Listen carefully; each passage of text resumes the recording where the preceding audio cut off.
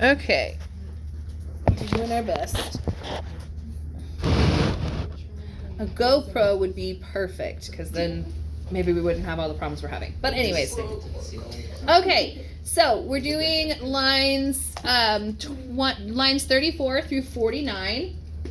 We just came off of line 33 where we established the entire theme of the Aeneid. Yes, and what was the theme of the Aeneid?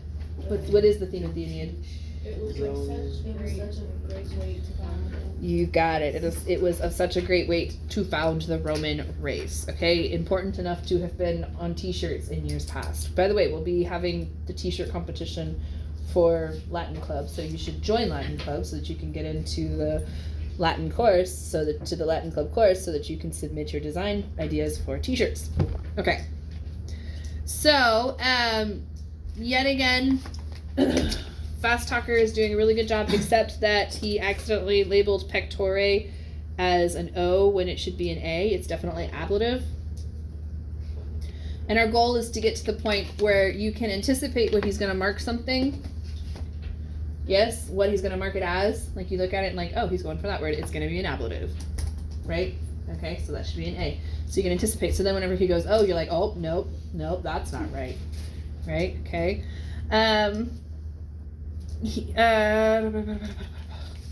So this particular part is Juno being a whiny little person. She's going, why am I not allowed to just smite these people? I mean, I'm the queen of the gods. Why is this a thing? And then she goes into talking about Minerva, Pallas Athena, right? All the way down to Pallasne. Okay, so Pallas is Athena, aka Minerva. But Pallas fits better than Athena. It has fewer syllables. Yes. And Athena took her name Pallas as her best friend who was killed tragically, and it was maybe sort of a little bit Athena's fault, so she became Pallas Athena. And so Roman authors like to do this thing where they make really obscure mythology references. And the more obscure, the smarter you look. This one is not particularly obscure. Luckily, Virgil doesn't really play that game. But, for instance, Ovid loves that game. He likes to refer to people by their great-grandfathers. It's an interesting thing. But that's actually how we know how much material we've lost. Because they refer to something and we're like, well, we don't know who that is. Okay then. Well, I guess we'll figure that out. Okay. So she goes through and she's talking about, like what, and this was really interesting. Like she's so upset at first, she's not even conjugating her verbs. Okay. I don't know if we call that an historical infinitive. I think it might be. I'll double check. So we're going to do historical infinitive question mark. But what happens is the speaker gets so excited they stop conjugating their verbs and they just use infinitives. And then we're just supposed to figure that out. The good news is we have footnotes and we have Fast Talker who tells us things like that. Okay?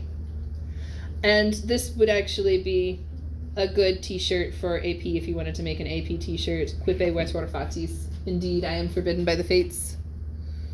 Yes? Good t-shirt idea. Okay, so you see Argivom, and you see that om, and you know that's weird, and you realize that this is actually aurum. But again, you try to fit aurum into dactylic hexameter. It doesn't, in case you're wondering. Okay. So on account of the crime, do you guys remember what Ajax did that made Athena mad? He attacked Cassandra in Athena's temple, like dragged her by the hair into Athena's temple. Cassandra, one of the daughters of Priam. She's the one that she was engaged to Apollo, And as an engagement gift, he gave her the gift of prophecy. And then she realized, like everybody else does eventually, Apollo was a giant jerk. And she didn't want to marry him. So she's like, just kidding, I don't want to get married. And he said, fine, I can't take back your gift, but I'm going to make it so no one ever believes you. So she would give prophecies, like true prophecies, but no one ever believed her. Like, she's one of the people, we see her in book 2. She's one of the people that says, don't trust the horse. Yeah. Well, Laocoon is the one who says, don't trust the horse, but... Capus? Yeah. Where? Not in this, but in book 2 they talk about Capus. I don't know that name. We'll have to look it up. Oh. Okay. This is the one I have, the Aeneid that I bought. Yeah. So I do believe you should have read it in English. Book 2 is where, like, Cassandra was, it was really terrible. And her fiance, like, tried to run after her to save her, and Ajax killed him, like, on the steps of the temple, and then dragged her into the temple. And yeah, it's really, really, really awful. So Athena couldn't save Cassandra for whatever reason, but she was able to take vengeance, and her vengeance was, can you just picture this conversation? Dad, I need to borrow the lightning bolt. Why do you need the lightning bolt, dearest daughter? There's a guy who made me mad. Okay, here you go. Here's the lightning bolt. Just make sure you polish it and put it back when you're done. Right? So she got to use the quick fire of Jove, right? Okay, I think you already marked those, but I just want to make sure you guys know where we're talking about. So she took the quick fire of Jove, having been, like, she threw it, and Yakulata is kind of like a weird, impersonal middle voice. Like, she herself has thrown, it's kind of a strange way to get to where we need to be. But basically it's saying she threw lightning lots of times. Yakulata. Okay? And she upended everything, and took the seas with the winds and turned over the seas with the winds, and then we get into a part right here that I've always been taught is what's called a hysteron proteron. And it's the linguistic putting the cart before the horse. It's a phrase like, put on your shoes and socks. Yes? Okay, which one do you put on first? Your socks. Okay, so we've got it inverted, right? Like, I'm gonna kill you and then I'm gonna stab out your eyes would be, but like, right? Okay, that's usually what you come across. In Latin, a hysteron proteron is usually something violent, which is why all the examples I can think of, except for socks and shoes and socks, are violent right now. But this one, so Fast Talker said that it's because he's been struck by lightning that he's already breathing out from his pierced chest flames, but I'd always been taught it's a hysteron proteron. So, like, she pierced him on the rock, and then he was bubbling blood out of his mouth from being pierced on the rock, which is what makes it the hysteron proteron, because he's bubbling out the blood. When in the movies, whenever it's a really dramatic death scene and it's rated R, so they don't care how much blood they show, and someone is impaled, and then they go, bleh, and they spit up that giant thing of blood. There you go, it's right there. Illum expirantum transfixo pectora flammes. That's it. That's the blood. Bleh. That won't be appropriate on a shirt, right? No, we can't.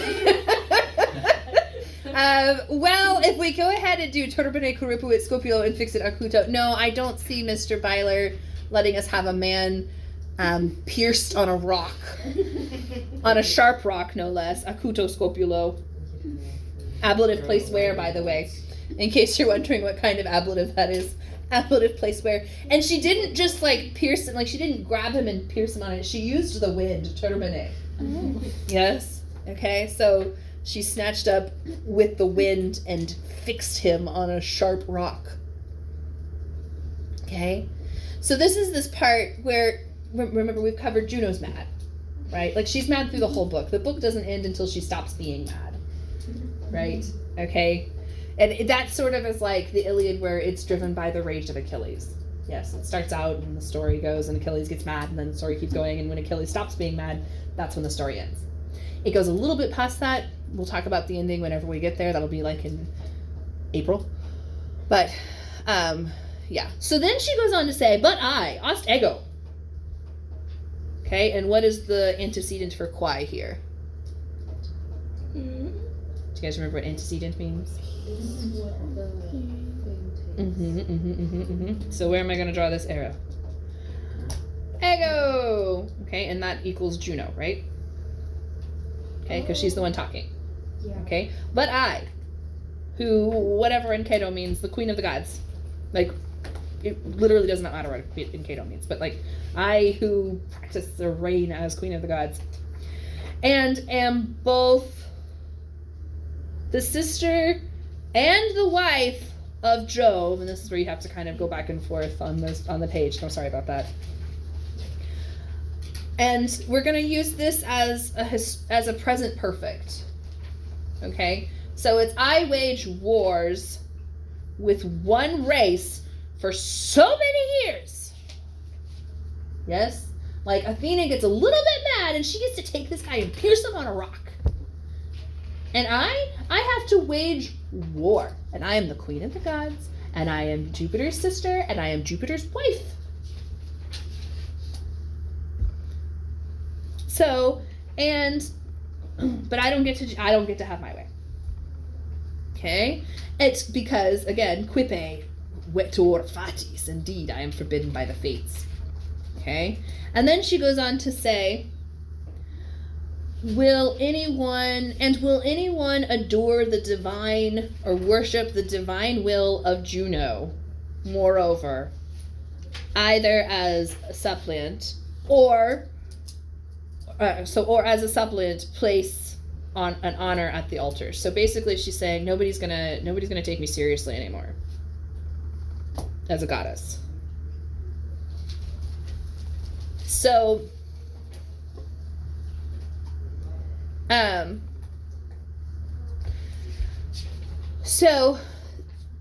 where do you think, I mean, you guys should have already read this in English, right? But just thinking logically, she's an angry woman and now she has a mission. So what is she going to do? What comes up next? She goes to Aeolus? Yes, she goes to Aeolus. So she's going to go do something about this. All right? And I think that should be the next the next section. Talia flamato secum. Yep, she came to Aeolus. That is the very next chapter. Okay? Yes, and he causes the storm, so that's what's coming up next, all right? And we actually only have about 30 lines left before we're done with this section. We'll take our little test, and then we'll move on to our next section. Okay? So don't get too attached to Virgil, because we're going back to Caesar in like a week. Allison, your face smears my heart. I know. I'm working really hard to make him interesting. It's just really hard to make him interesting. Yes. This is, well, the poetry is beautiful. It's tricky, it's tricksy, but like, for example, back in the 70s, they used Caesar to teach second semester Latin too. Because he's simplistic and he follows all the basic rules of grammar. Virgil has always been an upper level, like you go to college and you might spend an entire semester on book 4. Like, he's always been an upper level author, and it shows. Like, even if you don't know Latin very well, you can tell this is really good Latin. Yeah? Okay. Does anyone have any questions about this section? No? I think we've talked about all the things that I want to talk about. I mean, just a couple of things that he didn't mark, but they don't really matter all that much. Like, ignem is an object, and nubibus is ablative. He didn't mark evertit as a verb, but we are getting to the point where you should be able to, acuto is ablative, and ego is the subject, but you should know that. Like, duh, ego is always the subject. Okay, and then down here, gente is ablative, and honorum is accusative. Woo! That was a bad idea. I'm really glad you keep the lid on your bottle, because that could have been really horrendous. Yeah. Like, my heart actually jumped into my throat. I was like, oh my god. Okay. Everyone's ruined my notes. Oh yeah. All right. Does anyone have any other any questions at all about any of this? Is it starting to make a little bit more sense? I hope. Are we ever Yeah. gonna learn what Enkedo means? What Are we ever gonna learn what Enkedo means? Enkedo? Which one? Encedo? Oh, Encedo? I thought you were At the end, right? Os Ego. Played. Oh, by Ricky. Us Yeah, ego about, by like, at the the end. Me being the queen of the gods. Give That part. me a second. I am not ashamed to see that you don't know that I don't know all of the words. But here's the good news. I've already made my 5 on the Virgil test. I already did my time, and now I get to use devices anytime I need it. Which is one of the reasons why we're like, you should be allowed a dictionary on all AP tests. Like, in no real life situation will you be without a dictionary. Advance, march, approach, step, walk, march along. Okay. So I march as the queen of the gods. Ah.